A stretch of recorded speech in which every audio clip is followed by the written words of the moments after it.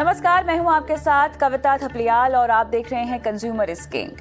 आपने कई बार देखा और महसूस किया होगा कि नई पीढ़ी पिछली पीढ़ी से कई मायनों में अलग होती है। उनकी चीज़ों को लेकर सोच, जिंदगी के लिए नज़रिया, यहाँ तक कि शॉपिंग करने का तरीका भी बेहद अलग होता है। अब ये जो बात है, इसका सीधा असर हमारी इकॉनमी पर यानी फाइनेंशियल वर्ल्ड पर पड़ता है। इसीलिए ज़रूरी है कि हम इसे अच्छे से समझकर इकॉनमी के फायदे के लिए इसका इस्तेमाल कर सके।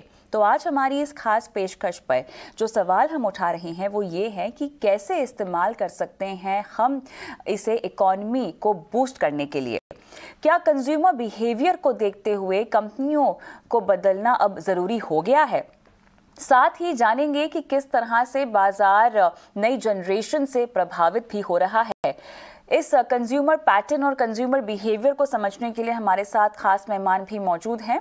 हमारे साथ जुड़ गए हैं डील शेयर के chief growth and marketing officer Ratul Ghosh और वजीर एडवाइजर्स के फाउंडर हरमिंदर साहनी। आप दोनों का स्वागत है हमारी इस खास पेशकश में। हरमिंदर जी, आपके पास आऊंगी सबसे पहले।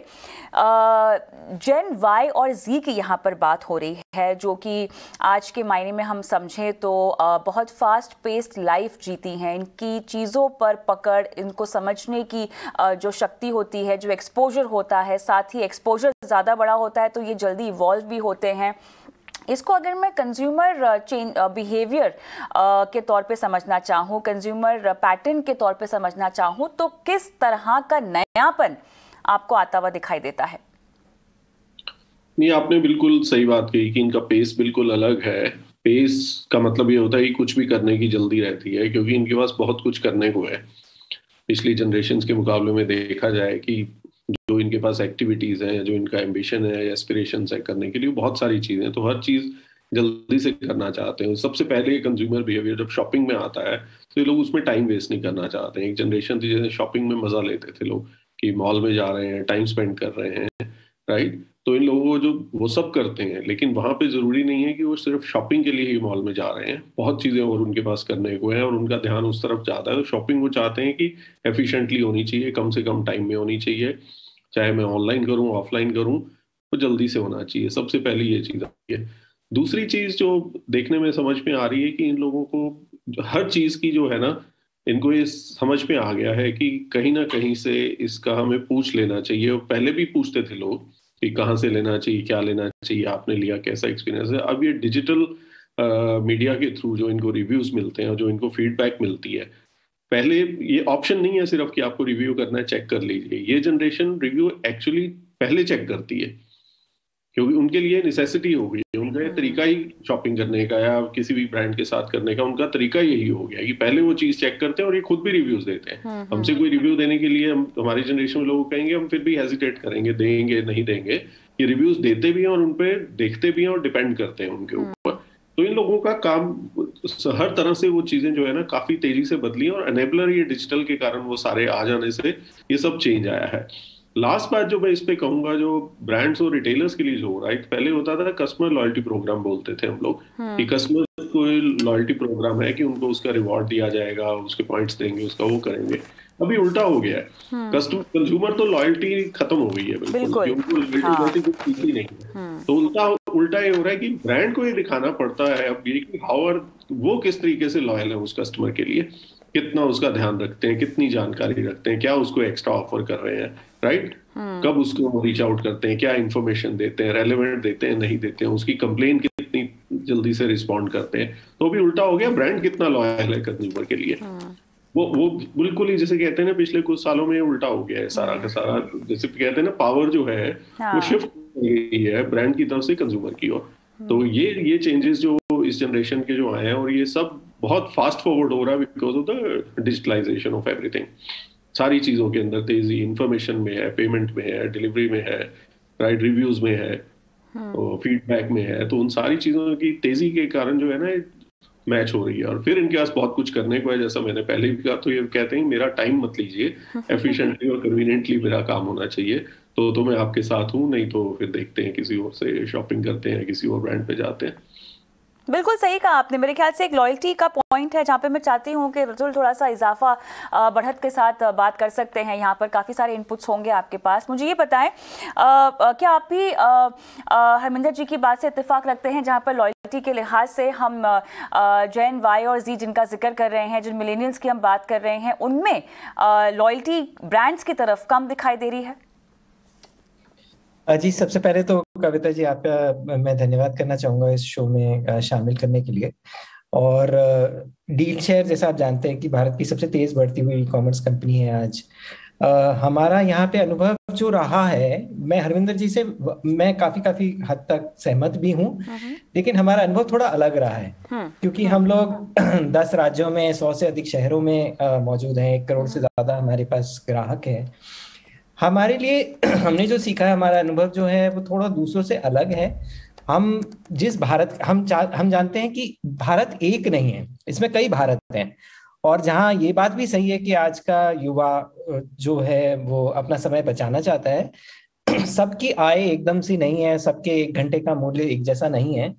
और हमारा अनुभव उस भारत से है, जैसे राजस्थान की बात करें, जो बस्सी, बाड़मेर, चूरू, झालावाड़, किशनगढ़ ऐसी जगहों से रहते हैं। इनको पूरी जानकारी रहती है, ये आपस में बात सुलह करके ही कुछ खरीदते हैं। जिसको आपने रिव्यूज कहा, उसका भी नेक्स्ट लेवल, जिसे हम सोशल शॉपिंग कहते हैं, ये एक साथ मिलके शॉपिंग करते हैं। लेकिन ये एक 10 मिनट में एक प्लास्टिक के डब्बे में फ्रूट सैलेड से ज्यादा जिस चीज को मूल्यवान मानते हैं, वो सबसे अच्छी क्वालिटी का राशन सामान अच्छे मूल्य में अपने ही समुदाय में अपने किसी दोस्त से लेना वो पसंद करते हैं। तो हमने अपना जो पूरा अनुभव है इसके आसपास ही बनाया है।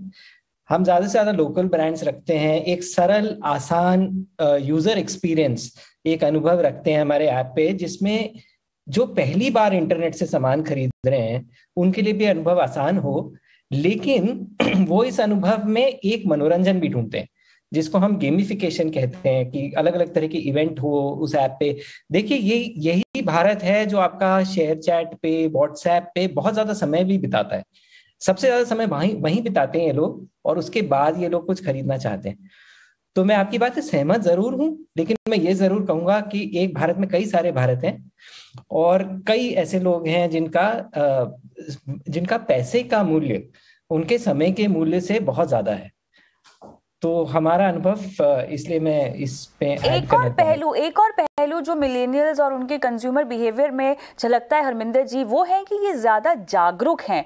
पहले की जनरेशन्स जैसे केवल अगर मान लीजिए खरीदारी करने जा रहे हैं तो केवल खरीदारी ही करने जा रहे हैं, लेकिन यहाँ पे थोड़ी सी डीप डाइविंग होती है मिलेनियल्स की। बचत निवेश को भले ही वो ना समझते हो, लेकिन उनको पता है कि वो क्या खरीद रहे हैं, कहाँ से खरीद रहे हैं, और रिसर्च पूरी की जाती है। यहाँ पे मैं केवल सोशल शॉपिंग की बात नहीं कर रही हूँ, लेकिन फॉर एग्जांपल अगर किसी ब्रांड के पास ये जा रहे हैं तो वहाँ पे उस ब्रांड की छवि कैसी है, उनके खिलाफ कोई कंट्रोवर्सी तो नहीं चल रही है। इस तरह की जो चीजें हैं ना, वो इस जनरेशन को ज्यादा बेहतर एक शॉपिंग डिसीजन पर लाने में मदद करती है। क्या कहेंगे आप? नहीं, बिल्कुल ठीक कहा आपने। मैंने लेकिन साथ में ये कहा ना कि जो एनेबलर्स हैं वो आज अवेलेबल है। मैं आपको बात बताता हूँ, 20-22 साल पहले मैं कुछ समय के लिए अमेरिका में रहा। जब वहां रहने के लिए गए तो समझ में आया कि हर चीज खरीदने से पहले आपको रिसर्च करनी होगी, क्योंकि हर चीज के अंदर 50 ऑप्शन है, फिर उसके अंदर 20 तरह के डिस्काउंट्स अवेलेबल है। इतना खरीदे तो इतना, इतना तो वहां, ये चीज खरीदे तो इतना, ये यहाँ से खरीदे तो उतना, तो सब रिसर्च करनी पड़ती है। इंडिया में ऐसा कुछ भी नहीं था, हम तो ऐसी कोई रिसर्च नहीं करते थे। क्यों नहीं करते थे? क्योंकि ऐसा कुछ अवेलेबल ही नहीं था ना, चॉइसेस ही नहीं थी कि जो मुझे उसमें सिलेक्शन करनी पड़े।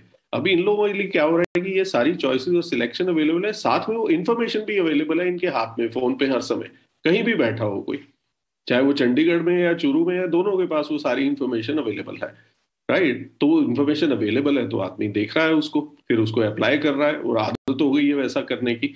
तो इन लोगों ने इन्फॉर्म डिसीजन हमेशा ही हर कोई लेना चाहता था, इन्फॉर्मेशन अवेलेबल नहीं थी। दूसरी बात, इन्फॉर्म डिसीजन तब आदमी लेना चाहेगा जब वो चॉइसेस होंगी उसके पास कि भाई इसमें से क्या लिया जाए, 4 ऑप्शन से क्या किया जाए। ऑप्शन ही एक ही है ना, एम्बेसडर गाड़ी है, ले लो, मारुति बुकिंग करके मिलनी है, ले लो। अब इसमें रिसर्च क्या करेंगे आप बैठ के, इसमें किया में या एमजी मोटर्स में जो थी ही नहीं। राइट? आज वो सब किया जाएगा, उसी एक कार का ब्रांड भी डिसाइड हो गया तो उसके 6 मॉडल वेरिएंट्स है, उसके अंदर फिर रिसर्च होगी। राइट? सेम वे अगर राशन की बात करेंगे तो एक टाइम था कि जो साउथ इंडिया में चावल मिलता था वो नॉर्थ इंडिया में मिलता ही नहीं था। अब वो भी मिलता है, 40 तरह के चावल मिलते हैं, बिग बाजार में चले जाइए। तो उस तरीके की चीजें जो ऑप्शन बढ़ने के कारण, और फिर साथ में फिर ऑनलाइन ने तो अलग लेवल की ही ऑप्शंस आपके लिए क्रिएट कर दी। तो रिसर्च की कंपल्शन भी हो गई है, और रिसर्च करने की वो सिलेक्शन करने की वो इन्फॉर्मेशन भी अवेलेबल हो गई है। तो ये जनरेशन हर जगह कर रही है, और मैं बिल्कुल एग्री करता हूँ कि इंडिया एक तरह से देखा जाए कि एक भारत में 100 तरह के भारत है या 1000 तरह के भारत है, लेकिन जो इन्फॉर्मेशन अवेलेबिलिटी है वो एक, जिसे कहते हैं ना, लेवलर है। वो इन्फॉर्मेशन सबके पास है, लेकिन अब एक आदमी जो जहां बैठा हुआ है उसको खरीदना ही नहीं है, अगर मान लीजिए उसको क्लार्क्स के जूते नहीं खरीदने हैं तो उस पर रिसर्च क्यों करेगा? उसको बाटा खरीदना हो, बाटा पे रिसर्च करेगा। लेकिन उसको क्लास की इंफॉर्मेशन भी अवेलेबल है जिस दिन वो चाहेगा। सेम ही लेवल है दोनों का, सबको सब बराबर इंफॉर्मेशन मिल रही है। तो एक तरह से वहां आगे सब फ्लैट हो जा रहा है। और किस तरीके से किया जाए, अब किस तरीके से उस इंफॉर्मेशन को वो यूज करता है, कैसे बेनिफिट करता है, और हर एक के अपनी, जैसे कि वॉलेट साइज पे, उसकी कैपेसिटी ऑफ स्पेंडिंग पे, किन ब्रांड्स के साथ वो डील करते हैं, उसके ऊपर चेंज होता रहेगा। लेकिन ये इंफॉर्मेशन वाला पार्ट जो है ना, सबसे बड़ा कारण ये है रिसर्च का, और कारण है उनका इन्फॉर्म डिसीजन लेने का, क्योंकि अवेलेबल है इंफॉर्मेशन और वो सबको अवेलेबल है।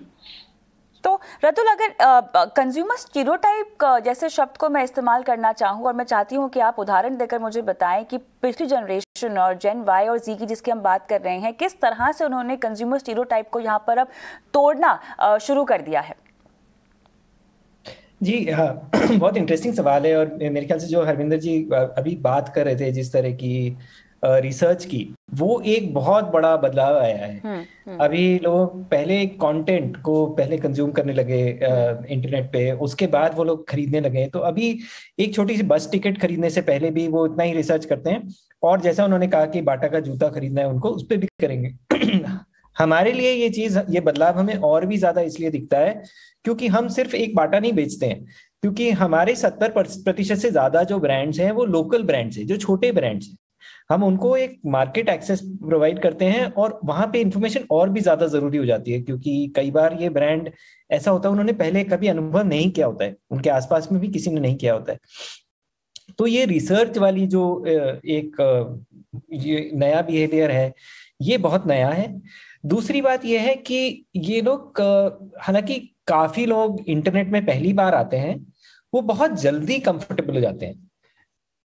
अच्छा। तो लोग बहुत जल्दी अपना यहाँ पे या अपना कंफर्ट पा लेते हैं। हम कई बार सोचते हैं कि अपने कंज्यूमर रिसर्च में हम पाते हैं कि वो पहली बार एक ट्रांजैक्शन कर रहे होते हैं और वो 1000 रुपए से ऊपर का ट्रांजैक्शन कर लेते हैं। हालांकि कैश ऑन डिलीवरी भी कई लोग यूज करते हैं, लेकिन उन्हें उस चीज से इतना डर नहीं लगता जितने हमारे माँ बाप को लगता था। उनको रिमोट कंट्रोल छूने में डर लगता था कि कुछ खराब हो जाएगा। लेकिन अभी छोटे छोटे बच्चे घर के, हम कई अपने लोगों से पूछते हैं, हाउसवाइफ से पूछते हैं कि आपके घर में कौन शॉपिंग करते हैं, तो वो कहते हैं कि हमारा बेटा छोटा कर देता है। और वो 7-8 साल के बच्चे अभी इतना कंफर्टेबल हो गए हैं। ये आपकी जनरेशन जी के भी आगे के बच्चे हैं। ये जब अपनी मेन स्ट्रीम में आएंगे भारत की, तो पूरा ही पूरा इक्वेशन चेंज हो जाएगा। जिस तरह से आज चीजें बेची जाती हैं, ये बिल्कुल ही बदल जाएगा। और हम उसी तरह का बदलाव लाना चाहते हैं हमारे डील शेयर ऐप के थ्रू भारत में। तो हरमिंदर जी, परचेसिंग पावर भी क्या पिछली जनरेशन के मुकाबले इस जनरेशन की उतनी है, या ये यहाँ पर परचेसिंग पावर की हम बात ही नहीं कर रहे हैं, ऐसा है? नहीं, कि परचेसिंग पावर की तो इंडिया की बिल्कुल हम इग्नोर कर ही नहीं सकते, क्योंकि विदाउट मीनिंग एनीथिंग साफ कह रहा हूँ कि भारत एक गरीब देश है।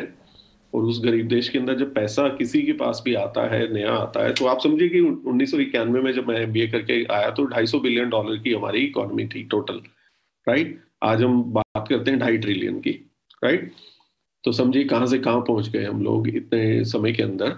तो वो नंबर्स जो हैं डिस्पोजेबल इनकम, उसके अंदर तो बहुत चीजें चेंज हुई है ना। हम लोग, अगर मैं इंजीनियर हूं, मैंने MBA किया, तो डेफिनेटली आज मुड़ के देखें तो मुझे लगता होगा कि हम इतना नहीं थे, लेकिन डेफिनेटली अपर मिडिल क्लास को बिलोंग करता था मैं। लेकिन मेरे पास था क्या खर्च करने के लिए, खरीदने के लिए, राइट। कुल मिला के मतलब उतने ही पैसे होते थे। आज उतना पैसा जितना उस समय होता था वो गाँव में है। और दूसरी सबसे बड़ी बात जो चेंज हुई है, फैमिली साइज श्रिंक होने की बहुत बड़ा फैक्टर समझते हैं। गाँवों तक में जहां पे बच्चे ही 2 या 3 है, राइट, प्रॉपर्टी का डिवीजन अब इतना कम होना है, तो कंफर्ट जो उससे आता है कि ये तो मेरा है, ये नहीं कहीं जा रहा है, तो उसके कारण जो जेब में पैसा होता है वो टोटल डिस्पोजेबल इनकम हो जाती है। पहले होता था वो डिस्पोजेबल इनकम नहीं, वो तो टोटल इनकम है, उसी से सब कुछ करना है और आगे भी बढ़ना है और अपने भी 4 बच्चे बड़े करने हैं। अभी वो सब चीजें चेंज हुई, डिस्पोजेबल इनकम का बहुत बड़ा रोल है। तो छोटी से छोटी, बड़ी से बड़ी जगह पर जो काम कर रहे हैं लोग खरीदे हैं, तो फिर जब उसको पैसा स्पेंड करना है, मैं वापस उस चीज पे आता हूँ, पैसा ज्यादा है लेकिन जो चीजें करनी है पैसे से उससे भी ज्यादा हो गई है। तो अपनी हर रुपए की वैल्यू पूरी देखता है, चाहे उसके पास 1 लाख रुपया जेब में है चाहे 1,000 रुपया जेब में, फर्क नहीं पड़ता। जिसके 1 लाख रुपया उसके पास करने की चीजें भी फिर उतनी ज्यादा है। उसको फिर जाके मनाली में छुट्टी मनानी है ना, हफ्ता वीकेंड पे चले जाना है, उसको एसयूवी भी खरीदनी है। जिसकी जेब में 1,000 रुपया है उसको तो वो नहीं करना है ना, उसको अपनी 10 चीजें करनी है। तो हर एक को अपने पैसे की उतनी ही वैल्यू है। तो वैल्यू एक तरफ पैसा ज्यादा है और फिर वैल्यू है, तो ये डिमांडिंग कस्टमर हो गया है कि भाई मेरे पास पैसा है, बोलो तुम्हें चाहिए, मैं आपके साथ शॉपिंग करूं, आपकी चीज लूं नहीं लूं, आपके ऊपर खर्च करूं या कहीं और चला जाऊं। तो सामने वाला रिटेलर है, ब्रांड है, सर्विस प्रोवाइडर है, सब एक दूसरे के ऊपर गिर रहे हैं कि नहीं नहीं प्लीज हमारे साथ करिए। तो इससे और डिमांडिंग होता जा रहा है कस्टमर। तो ये तो है डेफिनेटली, डिस्पोजेबल इनकम का बहुत बड़ा रोल है इसमें, जो बिहेवियर है। तो हरमिंदर जी देखिए, इस जनरेशन में एफिशिएंसी है, ये जनरेशन डिमांडिंग भी है, ये जनरेशन वैल्यू भी ढूंढती है जो भी पैसे खर्च करती है उसमें, लेकिन कहीं ना कहीं लॉयल ना होना बैकफायर भी तो कर सकता है ब्रांड्स के लिए। नहीं, ऐसा नहीं है। ब्रांड्स की मेरे हमेशा से बात रही है, जब पहले भी लोग बात करते थे ना लॉयल्टी की बात करते हैं, हमेशा यही कहता था कि कस्टमर कभी भी ब्रांड लॉयल नहीं होता है, कस्टमर होता है लॉयल टू सर्टेन ब्रांड्स। कि आज मुझे अगर शर्ट खरीदनी है मेरी जनरेशन, तो हमें मालूम है कि 4 ब्रांड्स हैं, लुई फिलिप है, एरो है, वैन है, या जो ब्लैकबेरीज है, 4-5 ब्रांड है, इनमें से एक शर्ट ले लेंगे, राइट। लेकिन मैं किसी भी एक के साथ नहीं मैरिड हूँ। सिमिलरली मुझे मालूम है कि अगर मुझे कार खरीदनी है तो मुझे इस लेवल के ऊपर की कार खरीदनी है, जर्मन या जैपनीज ले लेंगे, हो गया। उसमें से कौन सी लेनी है ऐसी कोई लॉयल्टी नहीं है। इलेक्ट्रॉनिक्स खरीदना है तो पता है सोनी लेंगे या जो भी ब्रांड लेंगे, फिलिप्स लेंगे, उसमें हो गया। तो लॉयल्टी टू ब्रांड्स कंज्यूमर की जो बढ़ रही है ना, ब्रांड्स को उसमें फायदा है, क्योंकि बहुत बड़ी मार्केट आज भी अनब्रांडेड है, बहुत बड़ी मार्केट है। जैसे पहले उन्होंने भी कहा, बहुत सारे ऐसे ब्रांड्स हैं जिनका नाम भी नहीं सुना है, हर कंज्यूमर उस तरफ आ रहा है जो सुने हुए ब्रांड्स की तरफ जा रहा है। तो ब्रांड्स का अपने आप वो बढ़ेगा। बाटा का ही एग्जांपल लेते हैं, आज से 30 साल पहले, शायद 20 साल पहले बाटा मैं पहनता था, मैंने छोड़ दिया, क्या हुआ? मैं छोड़ के चला गया, नीचे 10,000 लोग और आ गए बाटा पहनने वाले। तो India is a growing economy, aspirational country है, पिरामिड स्ट्रक्चर है, तो एक ऊपर जाता है आदमी, नीचे से 10 और आते हैं। तो ब्रांड्स को उसका बेनिफिट मिलेगा, ना कि इसका कि जो लोग आज 20 साल पहले बाटा खरीदते थे आज भी वही हैं, बहुत लॉयल हैं, वही लिए जा रहे हैं। अरे उससे कुछ होगा नहीं ना, नंबर नहीं बढ़ेगा उससे, वही लोग लॉयल रहेंगे। नए कस्टमर की ज्यादा जरूरत है, और वो ब्रांड्स की तरफ लॉयल्टी बढ़ रही है कस्टमर्स की, तो अपने आप आएंगे। और हाँ, बहुत नए ब्रांड्स आ रहे हैं, बहुत नए, हर कोई कोशिश करेगा उस सेट को बिलोंग करने की, वो सेट ऑफ बोलते हैं कंसिडरेशन सेट जो ब्रांड्स का है, उसमें आने की कोशिश करेगा। भी जूतों के अगर ये 4 ब्रांड है, क्या मैं 5वां हो सकता हूँ? वो सारी लड़ाई रहेगी, वो सारी लड़ाई रहेगी। और जो उसमें आ जाता है कंसिडरेशन सेट में, जरूरी नहीं है कि सेम कस्टमर उससे हर बार लेगा, लेकिन नंबर ऑफ कस्टमर जो उन 5 ब्रांड से लेंगे वो लगातार बढ़ रहा है, और ब्रांड्स को उससे बहुत फायदा होगा। बिल्कुल। तो रतुल, इस कंज्यूमर के फिकल बिहेवियर को ब्रांड्स कैसे टैकल कर सकते हैं, स्टिकीनेस कैसे ला सकते हैं? क्योंकि ब्रांड लॉयल्टी यहाँ पर नहीं है, लेकिन हाँ, इतनी बेशुमार चॉइसेस के बीच में अगर वो आपको पसंद कर लेते हैं, तो मेरे ख्याल से आप पर टिके रहने के लिए उनके पास वजह होती है। ये आप ठीक कह रहे हैं, पर मुझे ये लगता है कि ये सारा जुड़ा हुआ है। जो आज पहले हमारे पास ज्यादा ब्रांड्स की जानकारी ही नहीं होती थी, जैसे इन्होंने बाटा का बताया, तो हमें नाम एक ही मालूम होता था जूतों में, आज हमें 10 नाम पता है। तो इसलिए शायद, और हर ब्रांड के ऊपर ये प्रेशर है कि वो सबसे ज्यादा वैल्यू सबसे कम मूल्य पे प्रोवाइड करें अपने कस्टमर्स को। तो ये तो बहुत अच्छी बात है, लेकिन आप लॉयल्टी की जब बात कर रहे हैं, मैं इस बात से पूरी तरह सहमत नहीं हूँ कि लॉयल्टी खत्म हो रही है या कम हो रही है, क्योंकि आप एक समुदाय की लॉयल्टी, कम्युनिटी की लॉयल्टी देखेंगे तो जैसे अब व्हाट्सएप है, तो व्हाट्सएप का अपना एक साइकिल आया था जिसमें लोगों ने कहा था कि हम व्हाट्सएप सब छोड़ देंगे, पर किसी ने छोड़ा नहीं, लोग वापस आ गए। आप गूगल का मार्केट शेयर देख लीजिए सर्च के मार्केट में, तो बहुत ज्यादा है। तो ये एक दूसरी तरह की लॉयल्टी भी है जिसको हमें मद्देनजर रखना चाहिए, कि जिस तरह का एक यूजर बिहेवियर होता है, यूजर एक्सपीरियंस होता है, उसकी बहुत आदत पड़ जाती है यूजर को। और अब अगर गूगल की आदत पड़ गई है, या क्रोम की, या एंड्रॉइड की, तो वो एक बहुत स्टिकी सी चीज हो जाती है, और ये लॉयल्टी बढ़ती जा रही है। तो बड़ी बड़ी कंपनियों का, कईयों का शेयर इस तरह से बढ़ता जा रहा है।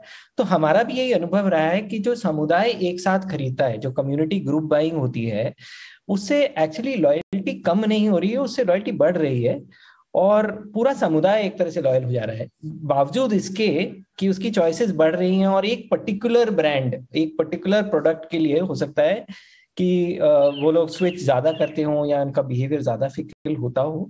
एज अ होल मुझे लगता है ब्रांड को अभी भी लॉयल्टी पे बहुत ध्यान देना चाहिए और अपने हर एक कस्टमर का इसी तरह ध्यान रखना चाहिए, चाहे आपके पास नए कस्टमर्स भी आते जाएं।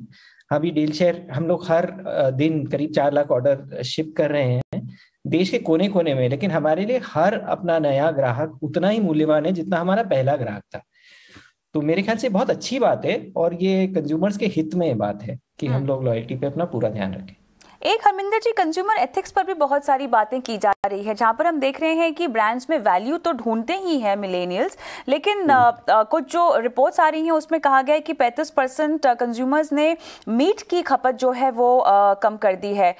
विवाद में चलते हुए ब्रांड्स को जो है यंगस्टर्स अवॉइड करते हैं। 23% ने पर्यावरण के चलते कंपनी को बॉयकॉट कर दिया है। 24% ने जेंडर भेदभाव या नक्सलवाद के चलते ब्रांड्स को बॉयकॉट किया है। तो यहाँ कहीं ना कहीं आप कंज्यूमर बिहेवियर में एथिक्स भी आता हुआ देख रहे हैं, जो कि हमारी अर्थव्यवस्था के लिए अच्छा हो या ना हो, लेकिन कंज्यूमर बिहेवियर के बदलाव में अगर हम देखें तो एक बहुत बड़ा बेंचमार्क है।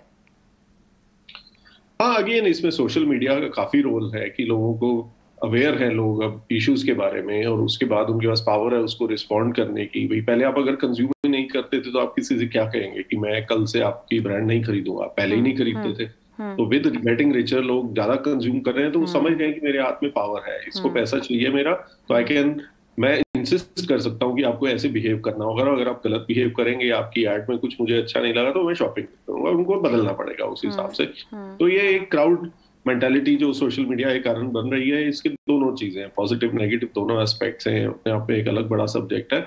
बट मोटी बात इसके अंदर जो आपने एथिक्स वाली, ये फैक्ट है कि इंडिया के अंदर जो प्राइमरी स्कूल लेवल पे और हाई स्कूल लेवल पे जो हमारी एजुकेशन जो लिटरेसी जो पिछले 20 साल में बढ़ी है, उसके कारण अगेन मैं यही कहूंगा कि बहुत फ्लैट हो गया है सारा कुछ। तो आज कई बारी बात होती है तो लोग कहते हैं कि एनवायरमेंट, सस्टेनेबिलिटी, इस तरीके की चीजों से सिर्फ एक अर्बन के लोग जो है, कुछ लोग जो ज्यादा पढ़े लिखे हैं, वोक मेंटालिटी, वही लोग वो करते हैं। लेकिन मेरा ऐसा मानना है, because of literacy, because of social media, because of smartphone in everybody's hand, ये सारी चीजें अपने आप में बहुत बड़े मुद्दे बनते जाएंगे।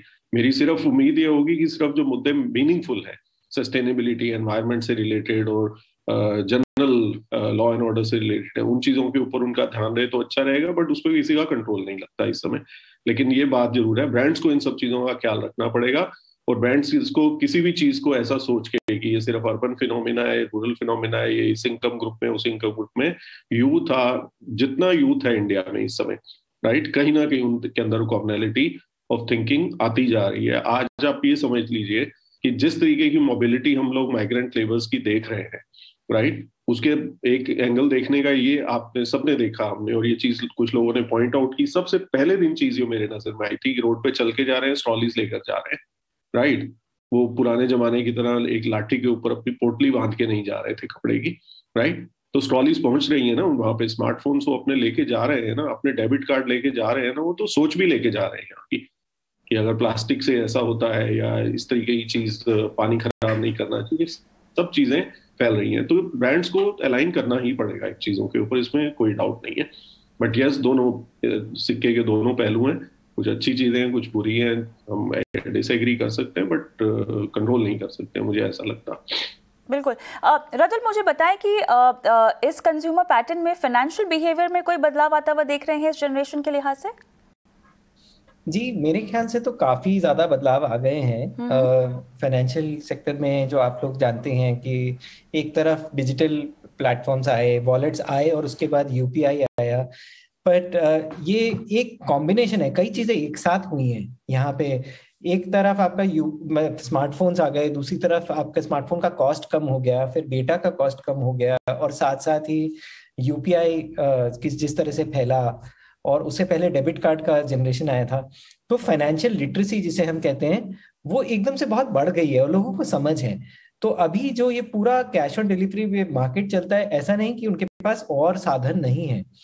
आप देखिए, इंडिया का शायद सबसे बड़ा ई कॉमर्स जो चल रहा है ट्रैवल के स्पेस में, वो IRCTC है। वो कैश ऑन डिलीवरी नहीं करता है, वो इंडिया की लोकल लैंग्वेजेस में भी नहीं मिलता है आपको कई बार, लेकिन वो इसलिए चलता है क्योंकि वहां वैल्यू मिलती है लोगों को। तो मुझे लगता है कि जहां पे भी आज के ग्राहक को वैल्यू मिलती है, उसके लिए वो फाइनेंशियल जो लर्निंग थी वो बहुत जल्दी कर लेते हैं। तो हमारे फील्ड में भी हो सकता है लोग अपना पहला ऑर्डर कैश ऑन डिलीवरी करें, इसलिए नहीं क्योंकि वो और कोई ट्रांजैक्शन नहीं कर सकते, बट इसलिए कि वो पहले एक प्लेटफॉर्म को टेस्ट करना चाहते हैं। और जैसे ही वो लोग टेस्ट कर लेते हैं, उसके बाद बहुत जल्दी वो अपने फेवरेट अपने वॉलेट पे या यूपीआई पे या कार्ड पे स्विच होना चाहते हैं।